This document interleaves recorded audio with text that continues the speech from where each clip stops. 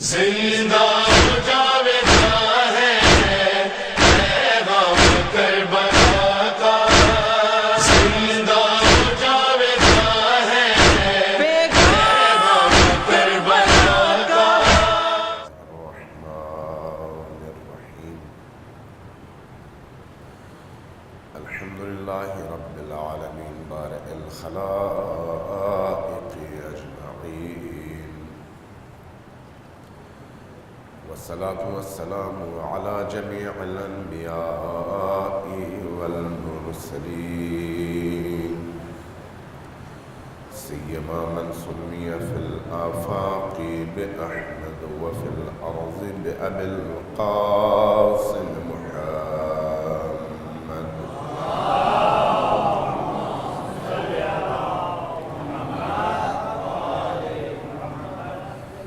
والصلاة والسلام على أولادها الطيبين الطاهرين المعصومين الميامين، واللعنة الدائمة على أعدائهم أجمعين من يوم عداوتهم إلى قيام يوم الدين. قال الله تبارك وتعالى في كتابه المجيد وهو أصدق القائلين وقوله الحق. بسم الله الرحمن الرحيم.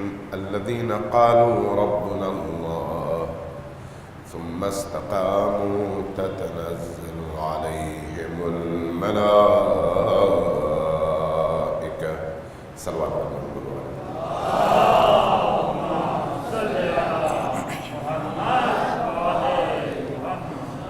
ایک دفعہ پھر اونچی آواز سے صلوات دیجیے گا.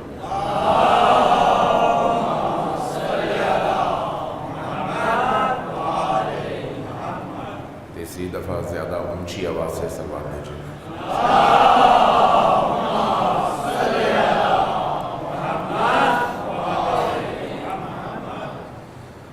ہماری گزشتہ راتوں کی گفتگو کا سلسلہ اہل البیت کی اجتماعی زندگی کی جد و جہد کے حوالے سے جاری ہے.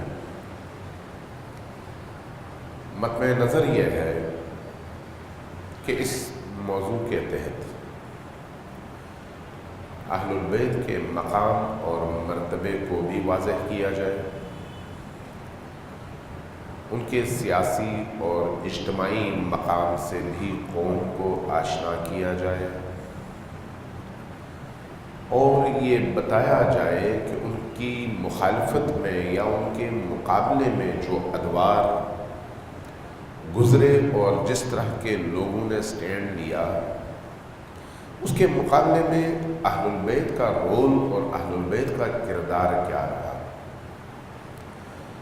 یہ ذہن میں رکھیے گا کہ ہمیشہ حق اور باطل کی لڑائی میں، حق اور باطل کی جنگ میں، حق اور باطل کے معرکے میں اہل حق ہمیشہ کم رہے ہیں. لوگ ہمیشہ کامیابیوں کے ہمراہ چلتے ہیں، ناکامیوں کا کوئی مالک نہیں ہوتا. یہ انسانی معاشرے کی نفسیات ہے. اس لیے حسین ابن علی علیہ السلام کا وہ جملہ بڑا معروف ہے کہ فرمایا کہ الناس عبید الدنیا والدین لائق علی السنتہم. لوگ دنیا کے پست غلام ہیں، والدین اور دین کیا ہے؟ لائق علی السنتہم، ان کی زبان میں جمع ہونے والے لعاب اور تھوک کی مانند ہے. یعنی یہ ہر معاشرے میں یہ مسئلہ ہے، ہر دور میں یہ مسئلہ رہا ہے. یعنی ایسا نہیں ہے کہ یہ صرف آج کی مشکل ہو کہ آج اگر آپ کو کسی طرح کی اجتماعی مشکل کا سامنا کرنا پڑتا ہے تو آپ یہ محسوس کریں کہ لوگ کم ہیں جو میدان میں اترتے ہیں. یہ ہمیشہ کا المیہ ہے. لہذا نبی کریم علیہ الصلوۃ والسلام کی 23 سالہ محنت کے بعد بھی اگر آپ ابتلاء کے دور میں دیکھیں، اگر آپ مشکلات کے دور میں دیکھیں، اگر آپ آزمائشات کے موقع پر دیکھیں، تو وہاں پر آپ کو ہمیشہ لوگوں کی تعداد بڑی قلیل نظر آئے گی، اس لیے کہ لوگ ہمیشہ آسائش کی طرف جاتے ہیں، لوگ ہمیشہ اس رستے کی طرف جاتے ہیں جو آسان ہو، اس لیے جو دین کو بڑے آسان انداز میں پیش کر دے اور جنت کا سرٹیفکیٹ دے دے، ایسے لوگ فوری طور پر اس کے پیچھے چل پڑتے ہیں۔ جو دین کی حقیقی روح کو بیان کر کے انسان کے لیے جینا مشکل بنا دے، وہ تنہا رہ جاتا ہے۔ ائمہ اہل البیت کی زندگی حقیقت میں اسی چیز سے عبارت رہی ہے۔ ائمہ کے ساتھ جو لوگ چلے ان کو امتحان کا سامنا کرنا ہے، اور جو ائمہ کے رستے کو چھوڑیں ان کے لیے دین بڑا آسان ہے۔ یہ ہر دور کی بات ہے، صرف آج کی بات نہیں ہے۔ اس لیے علی جیسی ہستی اپنے تمام تر کمالات اور اپنے تمام تر مقام اور مرتبے کے باوجود اکیلی رہ جاتی ہے۔ ان کا کوئی حامی نہیں ہوتا، ان کا کوئی مددگار نہیں ہوتا۔ کنویں میں سر دے کر علی روتے ہیں اور اپنی تنہائیوں کا ماتم کرتے ہیں۔ کیوں ایسا ہے؟ علی سے بڑھ کر تو کوئی نہیں آیا، علی سے بڑھ کر تو کمالات کسی کے نہیں تھے، علی سے بڑھ کر تو فضائل کا مجموعہ کوئی نہیں تھا، لیکن اس کے باوجود علی تنہا رہ جاتے ہیں۔ تنہا کیوں رہتے ہیں؟ اس لیے کہ جس رستے پر علی چل رہے ہیں اور جو پیغام علی انسانوں تک پہنچانا چاہتے ہیں، وہ پیغام بھی مشکل ہے، وہ رستہ بھی مشکل ہے۔ اس رستے پر چلنے کے لیے جان دینی پڑتی ہے، اس رستے پر چلنے کے لیے اپنے طبیعت پر جبر کرنا پڑتا ہے، اس رستے پر چلنے کے لیے انسان کو اپنے مزاج اور اپنی آسائشات اور اپنی خواہشات کے خلاف حرکت کرنا پڑتا ہے۔ جب اپنی خواہشات کے خلاف حرکت کرنا ہو تو کتنے لوگ معاشرے کے اندر کھڑے ہو جاتے ہیں جو اپنی خواہش کے خلاف حرکت کریں اور آپ کے ساتھ چل سکیں۔ لہذا علی نبی کے بعد اکیلے رہ جاتے ہیں۔ یہ صرف علی سے مختص نہیں ہے، انسانی معاشرے کا یہ المیہ ہے، انسانی معاشرے کا۔ لہذا یہ جو میں نے امام حسین علیہ السلام کا جملہ عرض کیا، یہ اسی پس منظر میں ہے کہ الناس عبید الدنیا، لوگ دنیا کے عبید عبد کا مصغر ہے، عبید چھوٹے بندے کو کہتے ہیں، عبد بندے کو کہتے ہیں، عبید چھوٹا بندہ۔ اس لیے نہج البلاغہ میں امیر المؤمنین علی ابن ابی طالب نے یہ فرمایا تھا کہ انا عبد من عبید محمد، میں نبی کریم کے بندوں میں سے ایک چھوٹا بندہ ہوں۔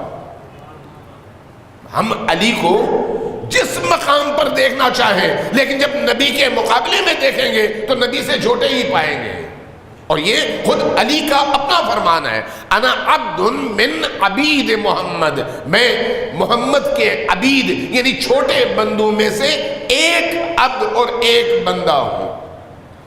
تو اس لیے حسین ابن علی یہ فرماتے ہیں کہ الناس عبید الدنیا، لوگ دنیا کے بڑے ہی چھوٹے اور پست غلام ہوتے ہیں۔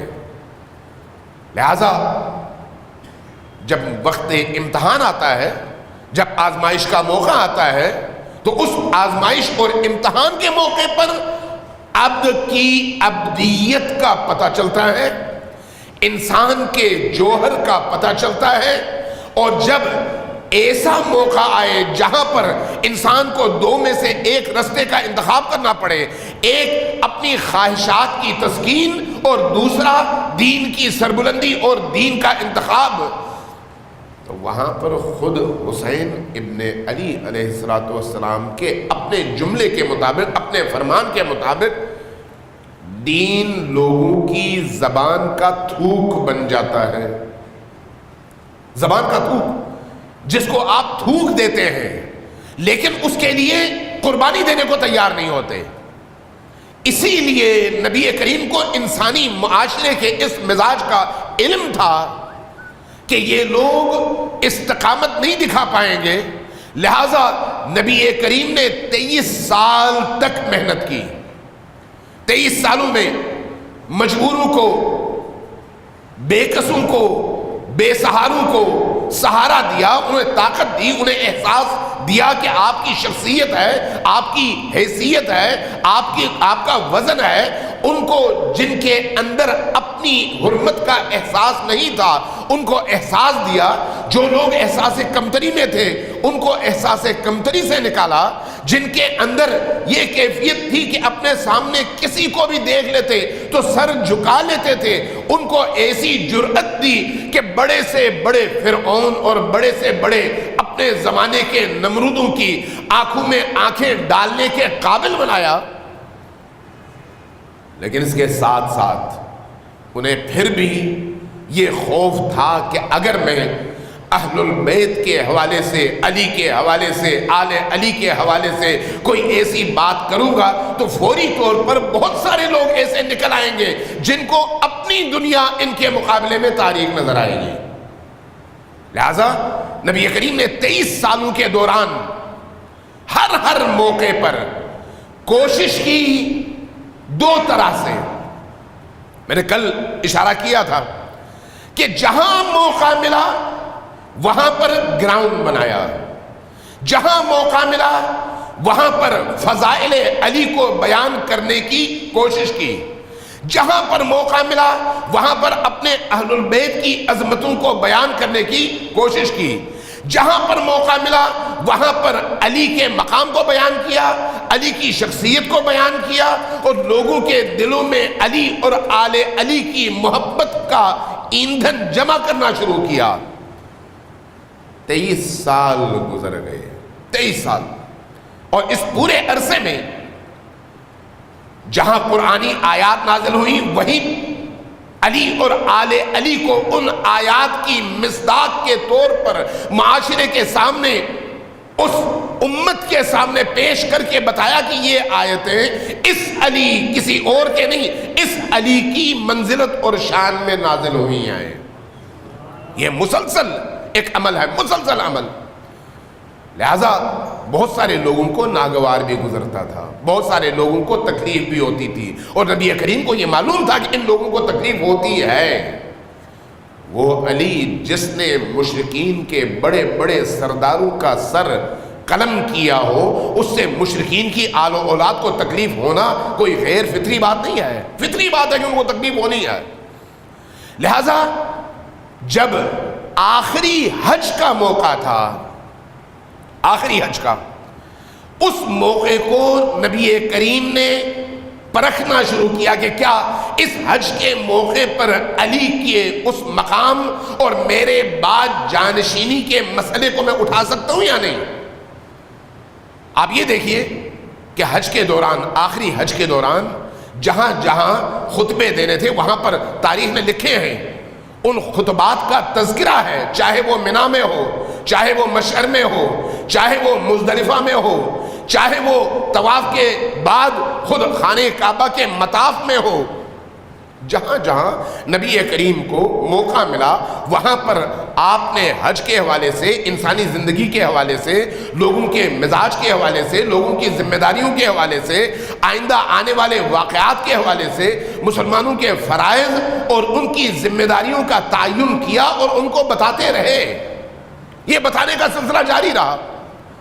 لیکن عجیب بات تھی یہ کہ یہ جو آخری حج تھا، اس حج میں حج کے مناسک کے مکمل ہونے کے بعد جب لوگ اپنے گھروں کی طرف واپس پلٹنے لگے تو ایسے موقع پر نبی کریم نے ایک ایسا اہتمام کیا جس کا کوئی شخص تصور نہیں کر سکتا تھا.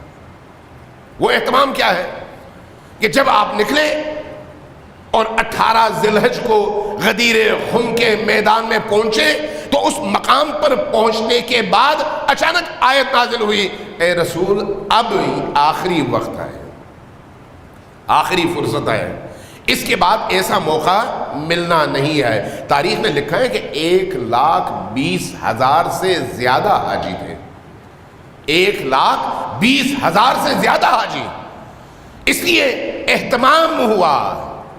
اہتمام کیا ہوا؟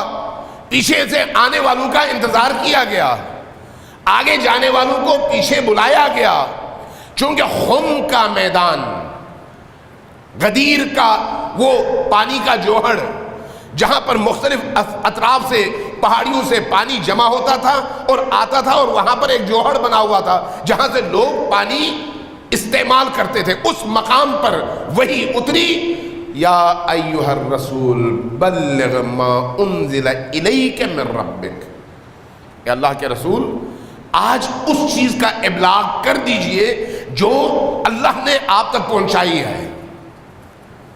یہ حکم ہے کہ اس چیز کا ابلاغ کیجئے، اور یہ کوئی حدیث نہیں ہے کہ جس کی صداقت پر، جس کی سند پر، جس کے سلسلے اسناد پر، جس کے راویوں پر بحث کی جائے۔ اللہ کی آیت ہے اور قرآن کی واضح اور بالکل برمدہ آیت ہے، یا ایھا الرسول بلغ ما انزل الیک من ربک۔ اور آگے بھی بڑی عجیب بات ہے، کسی آیت میں اس طرح کا تذکرہ نہیں ہے۔ فَإِن لَمْ تَفْعَلْ، اے رسول اگر آج آپ نے یہ کام نہیں کیا، فَإِن لَمْ تَفْعَلْ فَمَا بَلَّغْتَ رِسَالَتَكَ، آپ نے پھر اس کا مطلب یہ ہے کہ کار رسالت انجام ہی نہیں دیا۔ یعنی ایک طرف 23 سال کی پوری محنت ہے، 23 سال کی تبلیغ ہے، 23 سال کی جد و جہد ہے، 23 سال کی ایک زندہ تحریک ہے، اور لاکھوں انسانوں کو مشرف با اسلام کرنا ہے، اور لاکھوں انسانوں کو کلمہ پڑھانا ہے، اور دوسری طرف آج ایک ایسی ذمہ داری ہے جس کو ترازو کے ایک پلڑے میں رکھ کر کہا جا رہا ہے کہ وہ ساری محنت ایک طرف اور یہ ایک محنت ایک طرف۔ غور کرنے والی بات ہے کہ اتنی اہمیت۔ ہاں اگر آپ نے انسانی معاشرے کو نجات کے رستے پر گامزن کرنا ہے تو اس کا ایک ہی رستہ ہے، اور اس رستے کا نام علی ابن ابی طالب ہے۔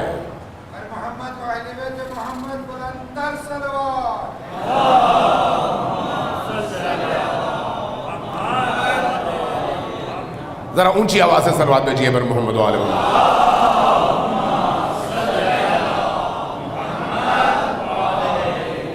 کہا فَإِن لَمْ تَفْعَلْ، اگر آپ نے ایسا نہیں کیا تو پھر کیا ہوگا؟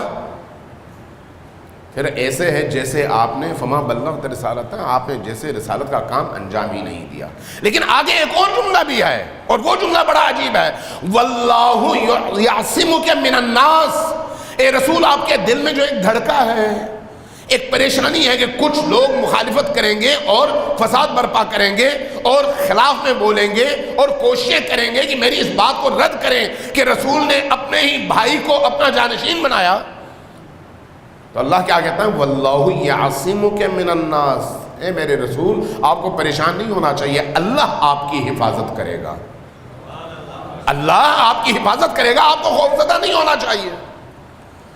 لہذا پیچھے سے آنے والوں کا انتظار، آگے جانے والوں کو واپس بلانا، پالانوں کا ممبر بنانا، علی کو لے کر اس ممبر کے اوپر چڑھنا، اس کو 100 سے زیادہ راویوں نے، جن میں اہل سنت کی تعداد کئی گنا اہل تشیع سے زیادہ ہے، اس حدیث غدیر کو انہوں نے نقل کیا ہے، کیونکہ اس میں تحریف نہیں کر سکتے تھے، نہ آیت میں تحریف ہو سکتی تھی اور نہ ہی اس روایت اور اس حدیث میں تحریف ہو سکتی تھی۔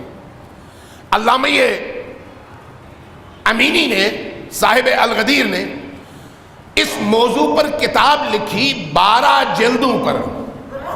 وہ کہتے ہیں کہ میں خود اس کتاب کے لیے، وہ خود نجم میں تھے اور بہت بزرگ، بہت ہی جلیل القدر مجتہد تھے، اس کتاب پر تحقیق کے حوالے سے اور اس آیت اور حدیث کی تحقیق کے حوالے سے دنیا کے بڑے بڑے مکتبوں اور بڑی بڑی لائبریریوں کی انہوں نے خاک چھانی، اور اسی ضمن میں وہ انڈیا گئے، انڈیا میں ایک لائبریری میں داخل ہوئے، 6 مہینے انڈیا میں رہے، اور وہاں سے تحقیق کے بعد ان منابع اور مآخذ کو جمع کرنے کے بعد جب وہ واپس نجف آئے اور کتاب تکمیل کی، کتاب مکمل کی، تو کچھ لوگوں نے کہا کہ آپ تو انڈیا گئے تھے، انڈیا کا موسم کیسا پایا آپ نے؟ کہا کہ مجھے موسم کا نہیں پتا۔ کہا کیا مطلب آپ 6 مہینے رہ کر آئے ہیں؟ کہا کہ میں جب گیا تو کتاب خانے کے اندر گیا، اور جب نکلا تو کتاب خانے سے باہر نکلا، مجھے نہ موسم دیکھنے کا موقع ملا اور نہ سرزمین دیکھنے کا موقع ملا۔ اگر میں نے دیکھا تو صرف یہی دیکھا کہ علی پر اس روایت کو اہل سنت علماء نے کہاں کہاں کن کن طرق اور کن کن مسانید کے ذریعے سے نقل کیا ہے، اور اس تحقیق میں نہ میرا روز تھا نہ میرا شب تھا۔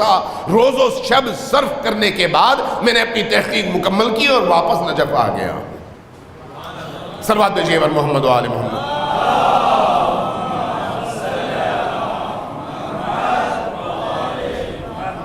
تو اب حدیث کیا ہے؟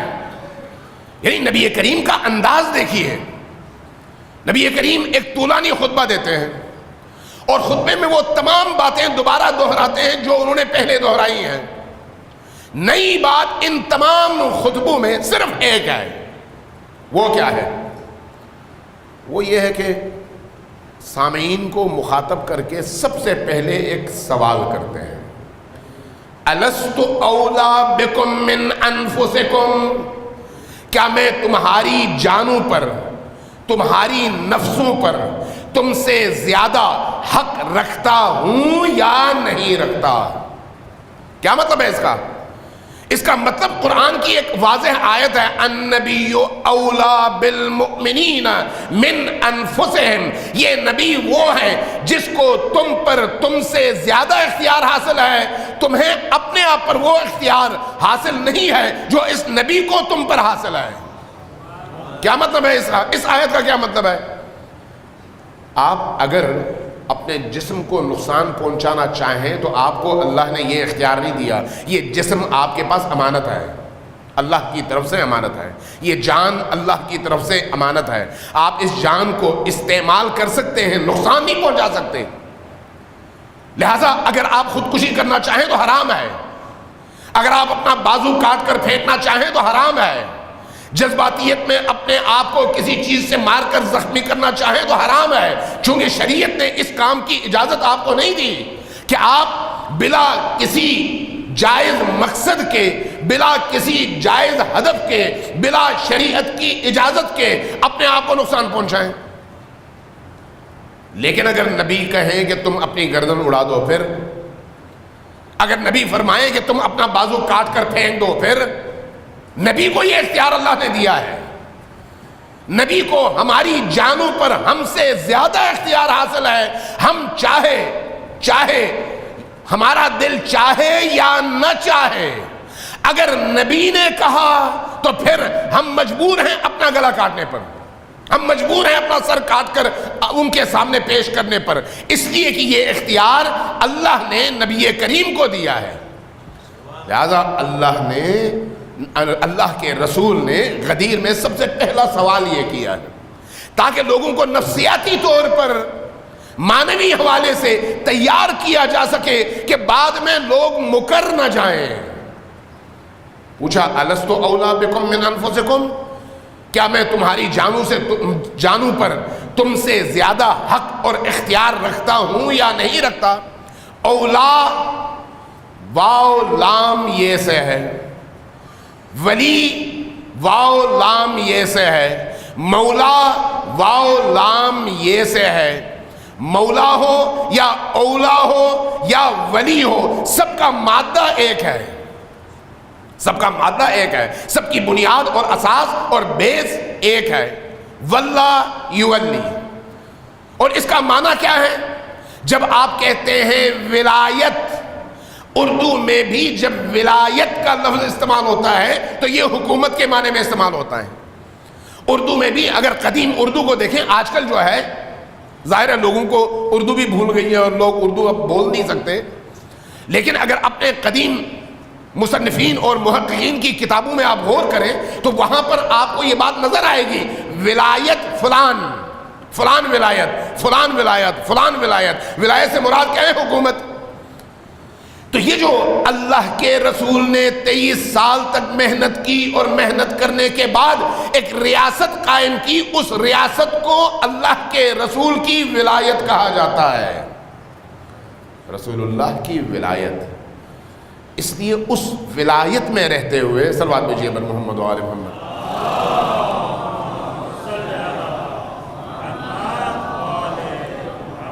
اس ولایت کے تمام اختیارات نبی کریم کو حاصل ہیں، اس ولایت کے تمام اختیارات نبی کریم کے ہاتھ میں ہیں، اور نبی کریم کے علاوہ کسی اور کو یہ اختیار حاصل نہیں ہے۔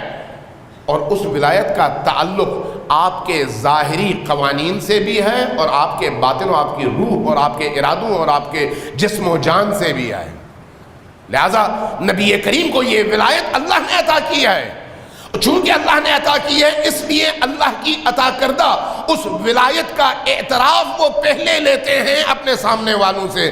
بتاؤ لوگوں کہ کیا مجھے تمہارے اوپر وہ ولایت حاصل ہے یا نہیں ہے؟ اور جب ہر طرف سے بلا یا رسول اللہ کی آواز آتی ہے اور تمام لوگوں کی طرف سے قبولیت کا اعتراف ہوتا ہے تو اس کے بعد پھر فرماتے ہیں من کنت مولاہ فہذا علی مولاہ۔ تو پھر یہ جان لو کہ جس کا مولا، ولی، حاکم میں محمد رسول اللہ ہوں، اس کا حاکم اور اس کا حکمران یہ علی بھی ہے جو میرے بعد میرا خلیفہ ہے اور میرا جانشین ہے۔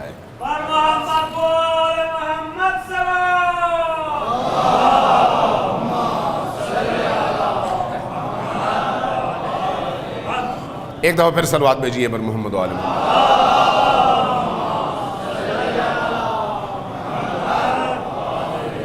ایک دفعہ پھر ذرا اونچی آواز سے صلوات بھیجیے۔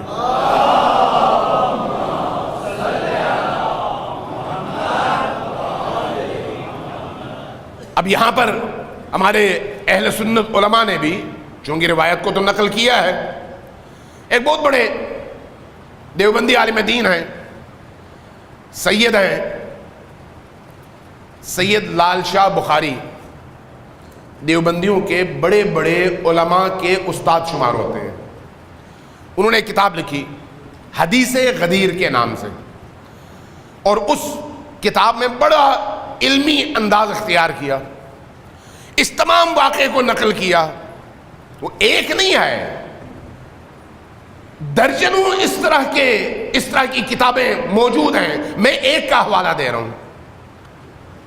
اس کتاب کا، اس موضوع کا حوالہ انہوں نے دیا، لکھا، لکھنے کے بعد جب اس مقام پر پہنچے تو باقیوں کی طرح کہنے لگے کہ یہاں پر نبی کریم نے جس ولایت علی کا اعلان کیا ہے اور فرمایا ہے من کنت مولاہ فہذا علی مولاہ، اس کا مطلب یہ ہے کہ جس کا میں دوست ہوں اس کا علی بھی دوست ہے۔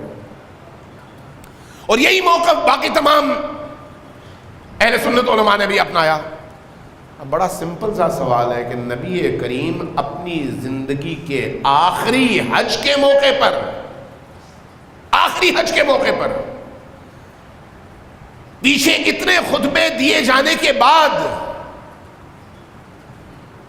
خود حج کے مختلف مواقع پر اتنے سارے خطبے نبی کریم سے منقول ہیں، ان تمام خطبوں کے بعد غدیر کے مقام پر رک کر، اس مقام پر جہاں سے حاجیوں کے رستے مختلف ہوتے ہیں، وہاں پر رک کر سب کو جمع کر کے، پیچھے والوں کا انتظار کر کے، آگے والوں کو واپس بلا کر، پالانوں کا ممبر بنا کر، علی کا ہاتھ تھام کر، ممبر پر چڑھا کر یہ کہنا چاہتے ہیں کہ جس کا میں دوست ہوں اس کا علی بھی دوست ہے۔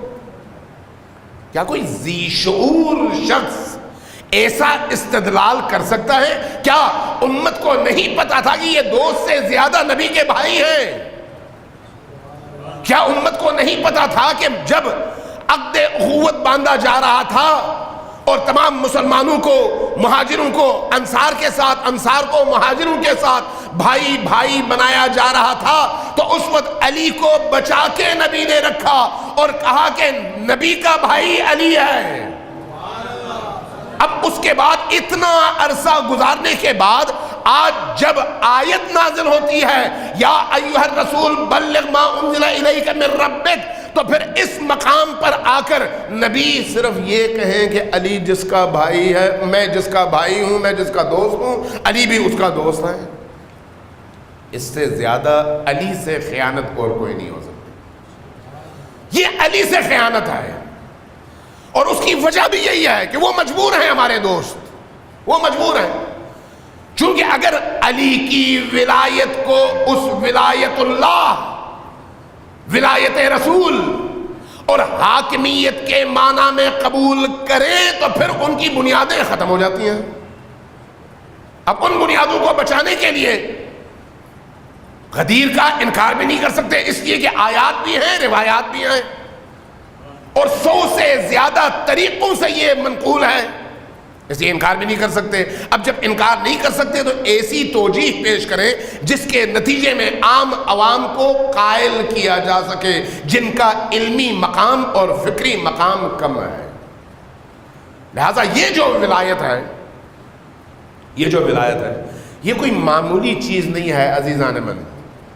میں بہت سارے جوانوں سے ملتا ہوں عموماً، اور آپ کے اس مجلس میں بھی عموماً جوان ہیں، مجھ سے اکثر جس سوال کا پوچھا جاتا ہے وہ ان مباحث میں یہ پوچھا جاتا ہے کہ یہ کیسے ہوا۔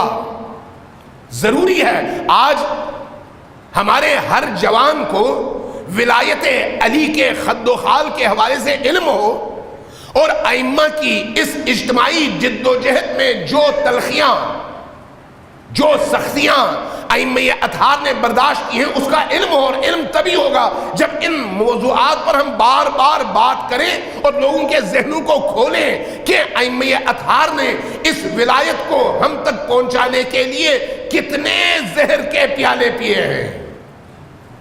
اتنی آسانی سے نہیں پہنچا آپ تک۔ اسی ولایت کو، اسی حاکمیت ائمہ اطہار کو میدان سے دور کرنے کی جد و جہد دوسروں نے بھی کی اور ہم نے بھی کی۔ ذرا غور کیجیے گا دوسروں نے کیسے کی؟ ولایت کے معانی اور مفاہیم بدل کر، آیات کی غلط تعبیریں اور غلط تشریحیں پیش کر کے، مفاہیم کو بدل کر، معانی کو بدل کر۔ اور ہم نے خود کیا کیا؟ ہم نے خود غدیر کو بنا دیا ایک واقعہ جس کا ہماری عملی زندگی سے کسی طرح کا کوئی تعلق نہ ہو۔ بس ایک واقعہ ہے، 18 ذی الحج کو اس کی یاد مناؤ اور منانے کے بعد گھروں میں جا کر بیٹھ جاؤ۔ غدیر کو صرف ایک روایت کے طور پر، ایک حدیث کے طور پر شیعہ یعنی مکتب اہل البیت اور دوسرے مکاتب میں اگر آئیڈیالوجی کے لحاظ سے، نظری کے لحاظ سے فرق ہے تو فرق یہی تو ہے کہ علی کی ولایت اور حکومت کے اعلان کو غدیر کہتے ہیں۔ آج اگر ہم کہتے ہیں کہ علی کی ولایت اور غدیر کا تسلسل ولی فقیہ کی حکومت ہے تو یہ قرآن اور سنت کی وہ تعبیر ہے جس کا خواب ائمہ اطہار نے دیکھا ہے، جس کا خواب دیکھا ہے۔ آج جب آپ بات کریں گے محرم کے حوالے سے، جب آپ بات کریں گے ائمہ اطہار کے حوالے سے، تو فوراً ہمارے بہت سارے کم عقل، کم شعور شیعہ حضرات فوری طور پر سوال کرتے ہیں کہ آپ سیاست کو دین کے ساتھ مکس کیوں کر رہے ہیں؟ سیاست الگ چیز ہے اور دین الگ چیز ہے۔ اگر سیاست اور دین الگ چیز ہے تو آپ میں اور دیگر مکاتب میں فرق کیا ہے؟ دیگر مکاتب کے بڑے بڑے علماء، آج کے دور کے اہل سنت کے بڑے بڑے علماء جب بات کرتے ہیں تو وہ کہتے ہیں، وہ واضح طور پر کہتے ہیں کہ ہم علی کی ولایت کے منکر نہیں ہیں۔ کون سی ولایت؟ ولایت دلوں کی ولایت، باطنی ولایت، یعنی تکوینی جو ولایت حاصل ہے، تکوین سمجھتے ہیں کس کو کہتے ہیں؟ نظام کائنات کو چلانے کے حوالے سے وہ اختیار جو اللہ خود اپنے بندوں کو عطا کرتا ہے، نظام کائنات، تکوینی ولایت۔ مثلا سورج کو پلٹانا ولایت کی تکوینی ایک شکل ہے، چاند کو ٹکڑوں میں تقسیم کرنا ولایت کی تکوینی شکل ہے۔ اس لیے ولایت کے دو رخ ہیں، دو قسمیں ہیں، ایک تشریعی جس کو آپ قانونی کہتے ہیں، قانونی ولایت یعنی حکومت کا سارا اختیار، جس کو ماننا نہ ماننا آپ کے اختیار میں ہے۔ لیکن جب آپ تکوینی ولایت کہتے ہیں تو تکوینی ولایت میں آپ کے ماننے نہ ماننے سے کوئی فرق نہیں پڑتا۔ سورج نے مشرق سے نکلنا ہے، آپ مانیں یا نہ مانیں، چاند نے روشن ہونا ہے، آپ مانیں یا نہ مانیں، دن نے طلوع کرنا ہے، رات نے آنا ہے، چھانا ہے، آپ مانیں یا نہ مانیں، یہ تکوینیات میں سے ہے۔ اسی طرح سے علی کی جو معنوی ولایت ہے، معنوی تصرف کا اختیار ہے، کائنات کے ذرے ذرے تک فیض خدا بن کر، واسطے فیض خداوندی بن کر کائنات کے ذرے ذرے کو روزی پہنچانا ہے، یہ علی کا اختیار ہے۔ آپ چاہیں بھی تو نہیں چھین سکتے اور نہ مانے بھی تو روک نہیں سکتے۔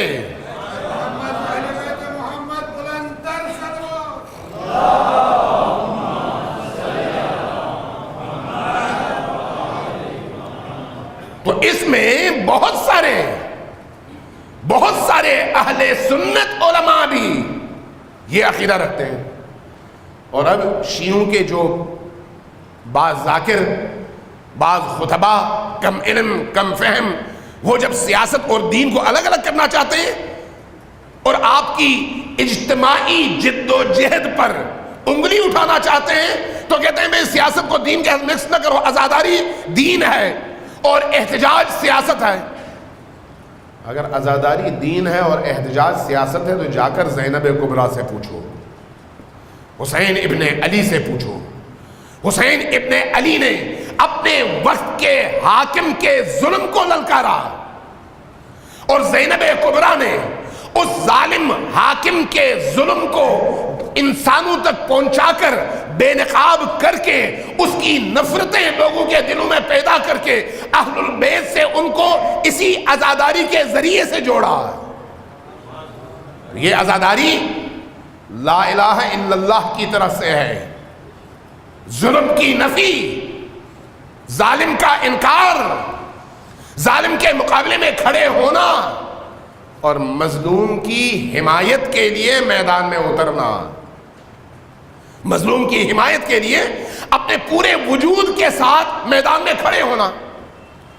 یہ یاد رکھیے، جو ہمارے دوست احباب اجتماعی جد و جہد پر یقین رکھتے ہیں ان کو ائمہ اطہار کے اس زندگی کے اس پہلو کو بڑے غور و فکر کے ساتھ پڑھنا چاہیے اور سوچنا چاہیے، چونکہ ائمہ اہل البیت کی ولایت کا یہ پہلو جو تشریعی ہے، تشریعی قانونی ہے، جس کا تعلق معاشرے کی حکمرانی سے ہے، جس کا تعلق انصاف کی فراہمی سے ہے، جس کا تعلق عدل کے نفاذ سے ہے، جس کا تعلق لاقانونیت کو روکنے سے ہے، جس کا تعلق انسانی معاشرے کو انصاف مساوات کے ساتھ پیش کرنے سے ہے، یہی چیز غدیر میں دوسروں کی آنکھوں کا کانٹا بنی ہے۔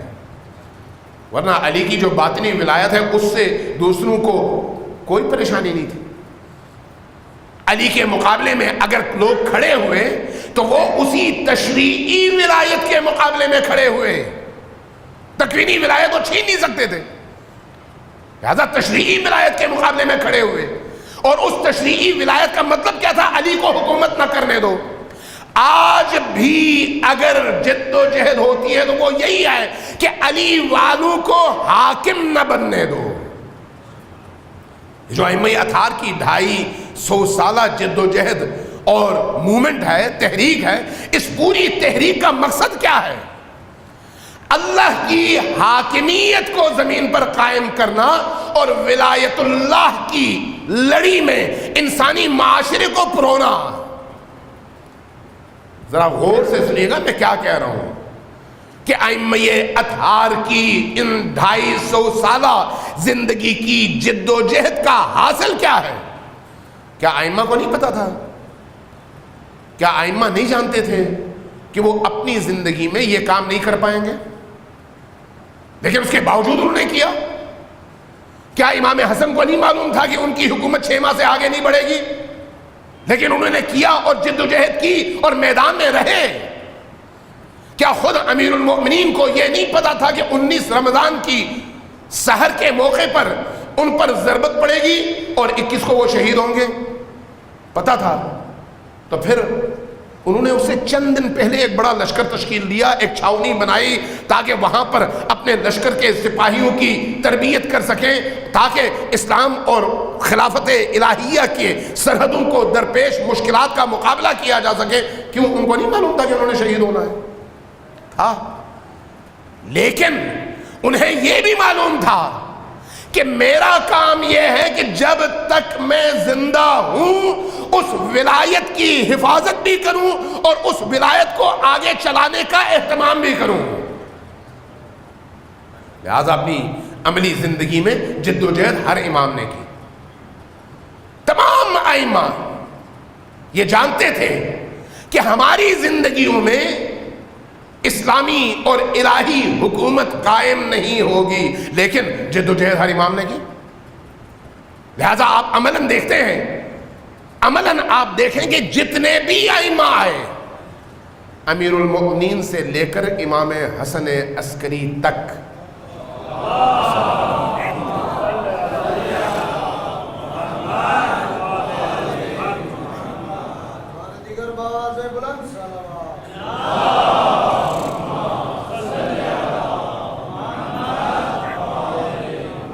ایک دفعہ پھر صلوات بھیجیے بر محمد و آل محمد۔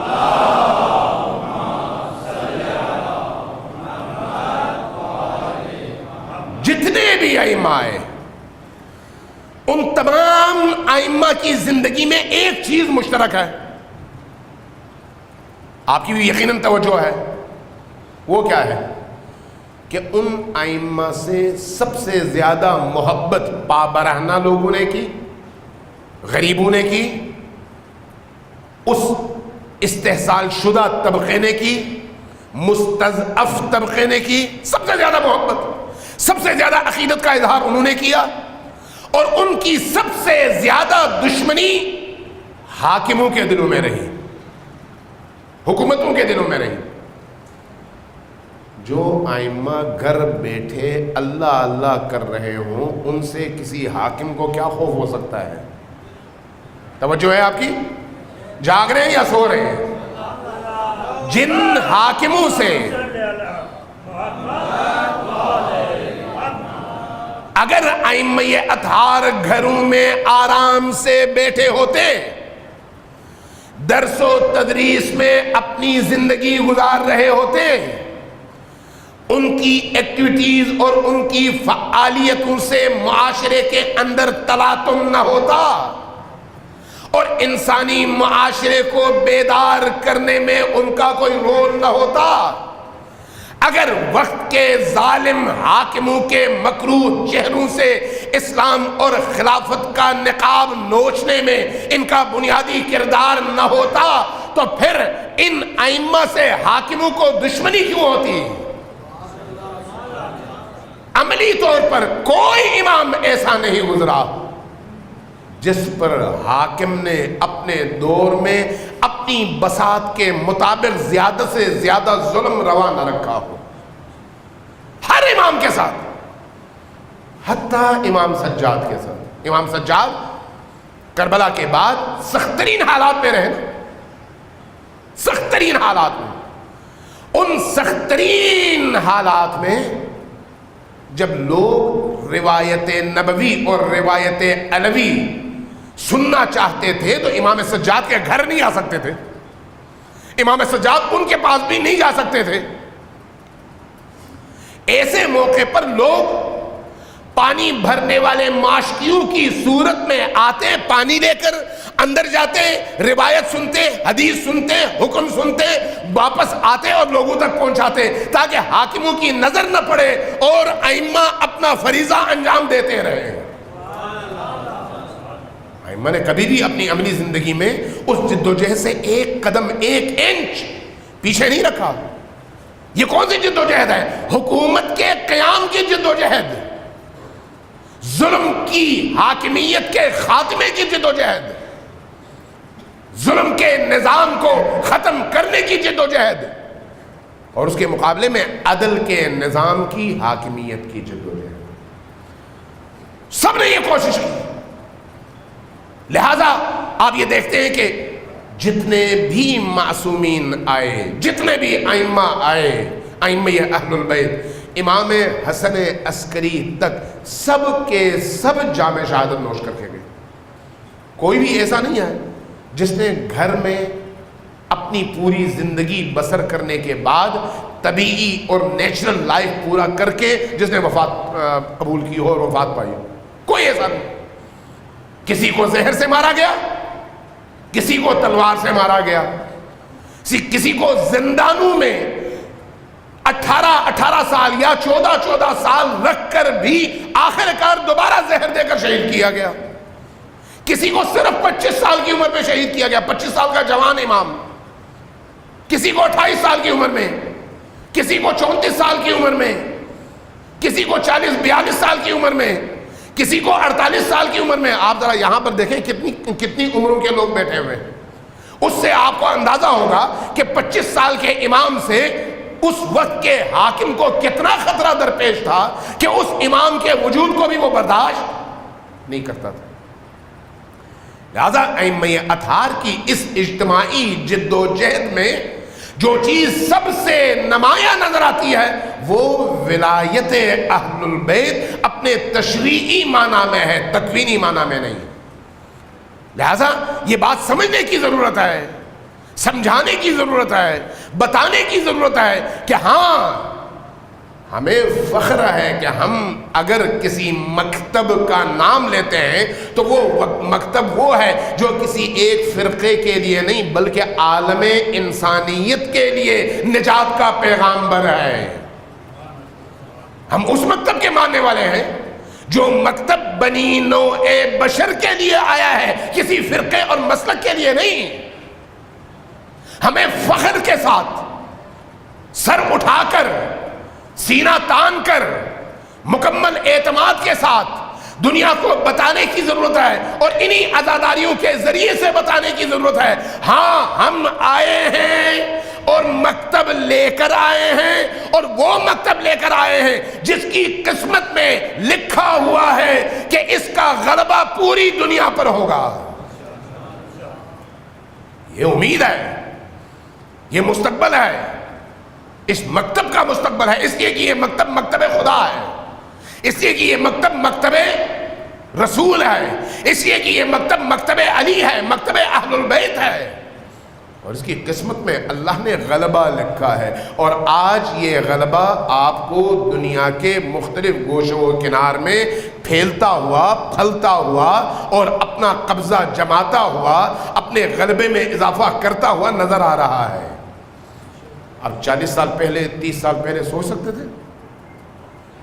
40 سال پہلے آپ جب مکتب اہل البیت کی بات کرتے تو کسی کو پتہ ہی نہیں تھا کہ 40 سال پہلے کہ مکتب تشیع کوئی زندہ مکتب ہے.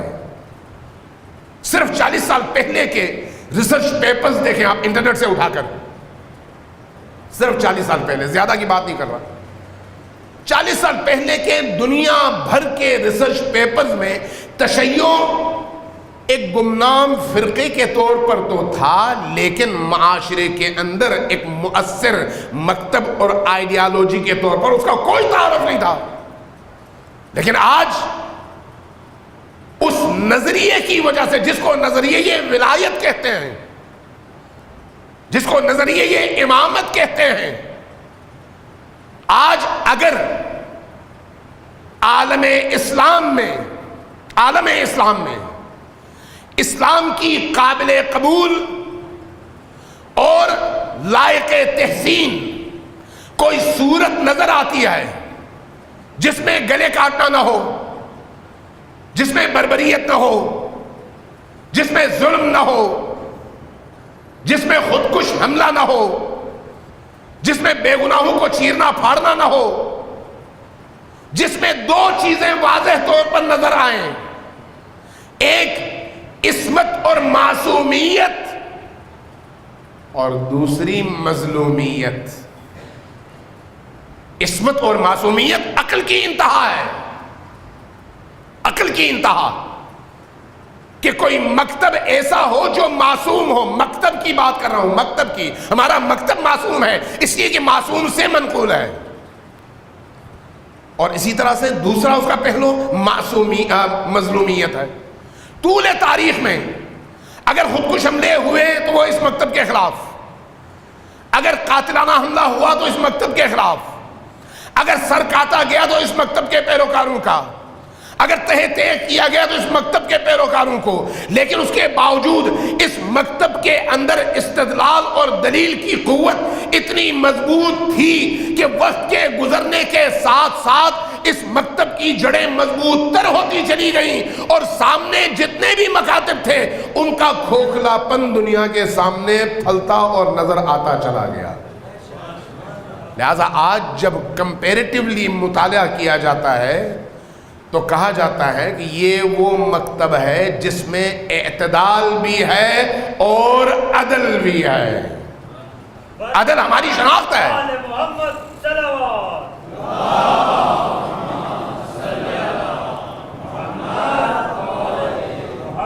ایک دفعہ پھر صلوات بھیجیے بر محمد علیہ۔ ایک دفعہ پھر ذرا اونچی آواز سے صلوات بھیجیے بر محمد علیہ۔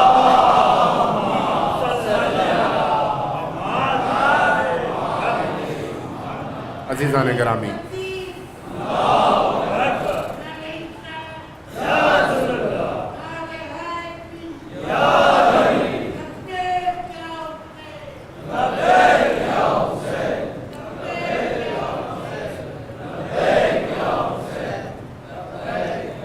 عزیزان گرامی، آج میں چاہوں گا کہ آپ کے سامنے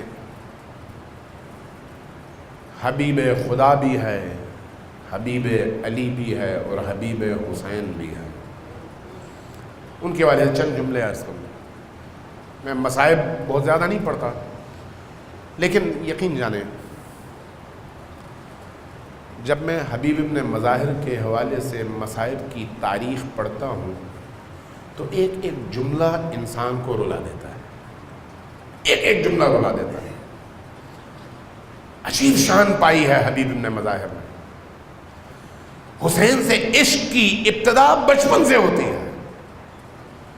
میں پڑھ رہا تھا کہ ایک دن نبی کریم صلی اللہ علیہ وآلہ وسلم نے دیکھا کہ ایک بچہ، ایک نوجوان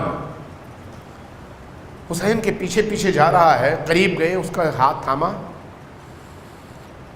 ہاتھ بلند کی اللہ کی بارگاہ میں اور فرمایا کہ بار الہ، مجھے اس جوان سے محبت ہے، تو بھی اس سے محبت کر۔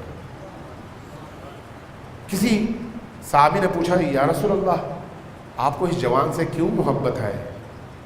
فرمایا میں نے دیکھا ہے کہ میرا نواسا، میرا بیٹا، میرا گوشے جگر، میرا حسین آگے آگے جا رہا تھا اور یہ جوان اس کے قدموں کی خاک اٹھا اٹھا کے اپنی آنکھوں سے مل رہا تھا۔ یہ وہ حبیب ہے، یہ وہ حبیب ہے۔ حبیب عام صحابی نہیں ہے، علوم آل محمد کا محافظ ہے، معارف آل محمد کا محافظ ہے۔ اس لیے میثم تمار سے ایک دفعہ راستے میں ملاقات ہوئی۔ میثم تمار کون ہے؟ جن کو علی کے عشق اور علی کی محبت کے جرم میں چڑھا دیا گیا اس نخل اور کھجور کے درخت پر، پھانسی دی گئی، اور جن کا سینہ چیرا گیا، جن کا سینہ چیرا گیا۔ جیسے ہی میثم تمار پر نگاہ پڑی، کہا کہ اے میثم، میں ایک ایسے شخص کو دیکھ رہا ہوں جس کو علی کے عشق اور محبت کے جرم میں اس کے اپنے بوئے ہوئے کھجور کے درخت پر لٹکا دیا جائے گا، پھانسی دی جائے گی اور اس کا سینہ چیرا جائے گا۔ جب یہ کہا تو ادھر سے علی کے صحابی بھی، علی کے تربیت یافتہ بھی کس درجے کے تربیت یافتہ تھے، کس درجے کے لوگ تھے، فوراً جواب میں کہا کہ ہاں اے حبیب، میں بھی ایک ایسے شخص کو دیکھ رہا ہوں، چونکہ ایک دوسرے کے سامنے تھے، ایک دوسرے کو دیکھ رہے تھے، کہا کہ میں بھی ایک ایسے شخص کو دیکھ رہا ہوں جس کو حسین کی محبت کے جرم میں جس کا سر کاٹا جائے گا اور اس کا سر کوفہ میں گلی گلی پھرایا جائے گا۔ یہ وہ حبیب ہیں، یہ وہ حبیب ہیں جن کی پوری زندگی عشق محمد و آل محمد میں گزری ہے، جنہوں نے حسین کے عشق میں لمحہ لمحہ گزارا ہے۔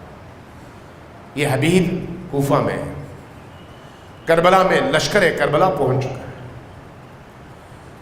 2 محرم کو لشکر کربلا، لشکر حسین کربلا پہنچا، اور اب سامنے دیکھتے ہیں کہ ہر گزرتے لمحے کے ساتھ لشکر اشقیاء کی تعداد میں اضافہ ہوتا چلا جا رہا ہے۔ مظلومیت قافلہ کربلا کو دیکھیں، حضرت زینب سلام اللہ علیہا بھائی سے پوچھتی ہیں، بھیا آپ دیکھ رہے ہیں لشکر کربلا، لشکر اشقیاء میں ہر لمحے کے ساتھ اضافہ ہوتا چلا جا رہا ہے، کیا آپ کا کوئی ہمدرد اور ساتھی نہیں ہے جس کو آپ بلا سکیں؟ جب یہ کہتے ہیں تو کہتے ہیں میں بلاؤں گا، ضرور بلاؤں گا۔ اور یہ تاریخ نے لکھا ہے کہ ایک ہی شخص کو حسین ابن علی نے خط لکھ کر بلایا ہے جس کو حبیب ابن مظاہر کہتے ہیں۔ ایک ہی شخص کو خط لکھا، بہن بیٹھو میں خط لکھتا ہوں، خط لکھا اور اس کا عنوان لکھا، ایھا الفقیہ، اے میرے فقیہ دوست اور بھائی حبیب ابن مظاہر۔ بہت مختصر خط ہے لیکن اس کا ایک ایک لفظ انسان کے جگر کو چھلنی کر دیتا ہے۔ بہت مختصر 2 جملوں کا خط۔ کہا کہ حبیب، ہم کربلا پہنچ چکے ہیں، اگر ہمارے ساتھ جان دینا چاہتے ہو تو فوراً کربلا پہنچ جاؤ، ملاقات ہو جائے گی، لیکن اگر لیٹ ہو گئے تو پھر ہماری ملاقات آخرت میں ہوگی۔ والسلام حسین ابن علی۔ جیسے ہی یہ لکھا، زینب سلام اللہ علیہا نے پوچھا، بھیا آپ نے کیا لکھا ہے؟ سنایا، کہا کہ میری طرف سے ایک جملہ اور لکھ دیں۔ کہا وہ کیا؟ کہا لکھیں العجل العجل، حبیب ذرا جلدی کرنا، لیٹ نہ کرنا، جلدی کرنا۔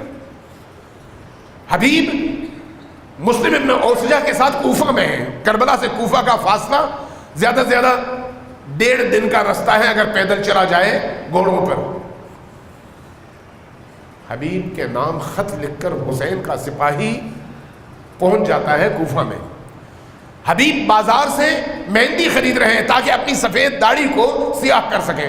80 سال، بعض لوگوں نے 75 سال لکھا ہے، بعض لوگوں نے 80 سال اور بعض نے 90 سال تک لکھا ہے۔ بوڑھے آدمی 90 سال کی عمر کیا ہوتی ہے، ضعیف، ناتواں، اپنی داڑھی کو خضاب کرنے کے لیے خضاب لے کر آ رہے ہیں۔ اس اثنا میں حسین کا سپاہی اور نامہ پر خط لکھ کر خط لے کر آتا ہے اور حبیب کے ہاتھوں میں تھما دیتا ہے۔ حبیب خط کھولتے ہیں، کہتے ہیں یہ میرے حسین کی طرف سے آیا ہے۔ کھولتے ہیں، جیسے ہی خط کے الفاظ پڑھتے ہیں اپنی آنکھوں سے لگاتے ہیں اور پھوٹ پھوٹ کر روتے ہیں اور کہتے ہیں حسین پر وہ وقت آ گیا ہے کہ حسین مجھ جیسے غلام کو خط لکھ کر بلائیں اور آخر میں لکھیں العجل العجل، حبیب جلدی کرنا، دیر نہ کرنا۔ گھر آتے ہیں، خاموش ہیں، انتہائی کرب میں ہیں۔ زوجہ دیکھتی ہیں، پریشان ہوتی ہیں، حبیب کیا بات ہے، کیوں پریشان ہو؟ فرماتے ہیں کہ حسین نے خط لکھا ہے۔ کیا لکھا ہے؟ جلدی آؤ، کربلا آؤ۔ تو کیا فیصلہ کیا ہے؟ کیا فیصلہ کیا؟ خود شہادت کے متمنی ہیں، خود جانتے ہیں کہ کربلا جانا ہے، بیوی کو آزما رہے ہیں۔ کہتے ہیں کہ میں سوچتا ہوں کہ اگر میں چلا جاؤں تو ابن زیاد کے لشکر والے میرے گھر پر حملہ کریں گے اور تمہیں قیدی بنا لیں گے، میرے گھر کو جلا دیں گے۔ ایسی صورتحال میں جانا کس حد تک مناسب ہے؟ بیوی کو جلال آتا ہے، ایک جملہ کہتی ہے، انسان کے روح و بدن کو جلانے والا جملہ۔ جملہ کیا ہے؟ پوچھتی ہیں وہ زوجہ کتنی با ایمان زوجہ ہے، پوچھتی ہے کہ فاطمہ کے لال نے تمہیں بلایا ہے اور تم ابھی بھی سوچ رہے ہو کہ جاؤ یا نہ جاؤ؟ فاطمہ کا لال کربلا میں اکیلا ہے، تم کیسے یہ سوچ سکتے ہو کہ تم کوفہ میں رہو گے؟ عرض کرتے ہیں کہ اے زوجہ تمہارے ایمان پر میں قربان جاؤں لیکن تمہیں اسیر بنا دیا جائے گا اور تمہارے گھر کو جلا دیا جائے گا۔ کہتی ہے کہ 1000 دفعہ گھر جلے 1000 دفعہ اسیر ہو جاؤں لیکن فاطمہ پر میں قربان ہو جاؤں، تمہیں جانا چاہیے۔ کہتے ہیں نہیں ابھی مجھے مزید سوچنے دو۔ جب یہ کہتے ہیں تو ایک دفعہ وہ زوجہ اٹھتی ہیں، اپنی چادر اٹھاتی ہیں، پھینکتی ہیں حبیب پر اور کہتی ہیں تم یہ چادر اوڑھ لو، کاش میں مرد ہوتی تو میں اپنے مولا کی بارگاہ میں جاتی اور زینب کی بارگاہ میں جا کر حاضری دے کر کہتی کہ اے میری مولا اور اے میرے مولا حسین، میں آئی ہوں تمہاری مدد کے لیے۔ جب یہ دیکھا تو ایک دفعہ اٹھے اور کہا کہ زوجہ تمہارے ایمان پر سلام ہو، میں اسی لیے تو تمہیں آزما رہا تھا، اللہ تم پر رحمت کرے، تم میری وارث ہو، تم رکو میں جا رہا ہوں۔ اپنے بیٹے کو اپنے ساتھیوں کو لیتے ہیں اور اپنے غلام کو بھی لیتے ہیں۔ غلام کو چونکہ کوفے کی حالت بڑی ہی اندوہناک حالت ہے اور کسی کو ہلنے نہیں دیا جاتا، کرفیو کا سما ہے، ایک ایسی صورتحال میں رات کی تاریکی میں نکلتے ہیں، اپنے غلام کو گھوڑا دیتے ہیں، کہتے ہیں کہ تم فلاں نقطے پر انتظار کرنا، میں وہاں پر پہنچ جاؤں گا۔ تاریکی میں آہستہ آہستہ چل کے جب غلام کے قریب آتے ہیں تو کیا دیکھتے ہیں؟ غلام گھوڑے کو تھپکی دیتے ہوئے کہہ رہا ہے کہ میرے گھوڑے اگر میرا مالک نہ آئے نا تو پھر تیار ہونا، میں اور تم چلیں گے رسول اللہ کے بیٹے کی نصرت کے لیے، ہم ان کو اکیلا نہیں چھوڑ سکتے۔ یہ سننا تھا، زمین پر گر کر سجدہ کیا اور کہا کہ مولا آپ کی مظلومیت کا یہ عالم ہے کہ یہ غلام تو آپ پر اپنے آپ کو قربان کرنا چاہتا ہے اور جو آزاد لوگ ہیں وہ آپ سے بھاگ رہے ہیں اور اپنی جانیں بچا رہے ہیں۔ یہ کہہ کر گھوڑے پر سوار ہوئے کربلا پہنچے۔ جیسے ہی دور سے حبیب کو آتا دیکھا تو ایک عجیب ولولہ برپا ہوا۔ خیمہ حسین سے علی اکبر نکلے، حضرت قاسم نکلے، حضرت عباس نکلے، استقبال کے لیے دور تک آئے۔ جب استقبال کے لیے آئے تو حبیب گھوڑے سے زمین پر تشریف لائے، زمین پر سجدہ کیا، ان اپنے یاروں کو ساتھیوں کو اپنے گلے سے لگایا اور جب لشکر کے اندر داخل ہوئے اور اندر ایک غلغلہ برپا تھا، تکبیر کی آوازیں بلند تھیں، تو تکبیر کی آواز سن کر زینب پوچھتی ہے بھیا حسین یہ تکبیر کی آوازیں کیسی ہیں؟ جواب ملتا ہے ہمارا حبیب آیا ہے، ہمارا حبیب آیا ہے۔ جیسے یہ سنتی ہے ہمارا حبیب آیا ہے، ایک دفعہ کہتی ہے کہ ہمارے حبیب کو میرا سلام کہو، کہنا کہ فاطمہ کی بیٹی حبیب کو سلام کہہ رہی ہے۔ جیسے ہی حبیب نے یہ بات سنی، زمین پر گرے، مٹی اٹھائی، اپنے سر پہ ڈالا اور کہنے لگے کہ اہل البیت پر وہ وقت آیا ہے کہ زینب مجھ جیسے ایک حقیر پر بھی یوں سلام بھیج رہی ہے اور میرے آنے پر یوں خوشی منا رہی ہے۔ انا للہ و انا الیہ راجعون وسيعلم الذين ظلموا أي منقلب ينقلبون نسألك اللهم وندعوك باسمك العظيم الأعظم الأعز الأجل الأكرم يا الله يا الله يا الله يا الله يا الله يا الله يا الله يا الله يا الله يا الله يا رحمن يا رحيم يا مقلب القلوب ثبت قلوبنا على دينك اللهم انصر الإسلام والمسلمين وعساكر الموحدين وانصر من نصر الدين واخذل من خذل الدين۔ بااللہ ہماری اس قلیل عبادت کو اپنی بارگاہ میں قبول فرما، بااللہ ہمیں نیک بننے کی اور نیک بنانے کی توفیق عطا فرما، بااللہ ہمارے دلوں کی عزاداری کے ذریعے سے تطہیر فرما، ہمارے قلوب کو نورانی فرما، ہمارے اندر سے تمام سیاہیوں کو دور فرما، ہمارے اعمال کو خالص قرار دے، ہماری نیتوں کو پاکیزہ فرما، ہماری نیتوں میں برکت عطا فرما، ہماری عزاداری کو پرفروغ قرار دے، ہماری عزاداری کو مکتب آل محمد کے فروغ کا ذریعہ قرار دے۔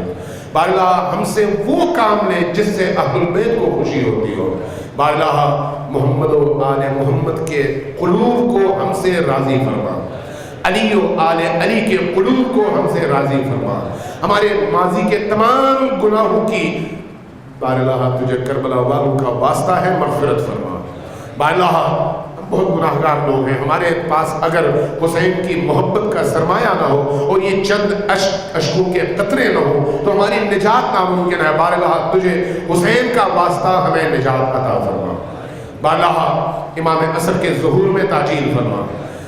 تمام مجتہدین اعظام، علماء کرام، مراجع اعظام اور خصوصاً حضرت آیت اللہ العظمیٰ امام خامنہئی کو اپنے حفظ و امان میں قرار دے، انقلاب اسلامی کی حفاظت فرما، امام عصر کے انقلاب سے متصل فرما، حاضرین مجلس کی دعاؤں کو قبول فرما، حاضرین مجلس کی مشکلات کو دور فرما، حاضرین مجلس کی تمناؤں کو قبول فرما۔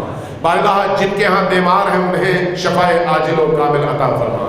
ایک بیمار کی صحت یابی کے لیے درخواست کی گئی ہے، باراللہ تجھے بیمار کربلا کا واسطہ، علی اصغر کے چھڑے ہوئے گلوں کا واسطہ اس بیمار کو بھی اور باقی تمام بیماروں کو بھی شفاء عاجل و کامل عطا فرما۔ باراللہ اسد کاظمی کو شفاء عاجل و کامل عطا فرما۔ باراللہ امام عصر کے قلب مبارک کو ہم سے راضی فرما۔ باراللہ امام عصر کے ظہور کی راہیں ہموار کرنے کی توفیق عطا فرما۔ باراللہ امام عصر کے ظہور کے لیے ہمیں اپنی روح کو، اپنی فکر کو، اپنے وجود کو، اپنے گھر کو، اپنے معاشرے کو آمادہ کرنے کی توفیق عطا فرما۔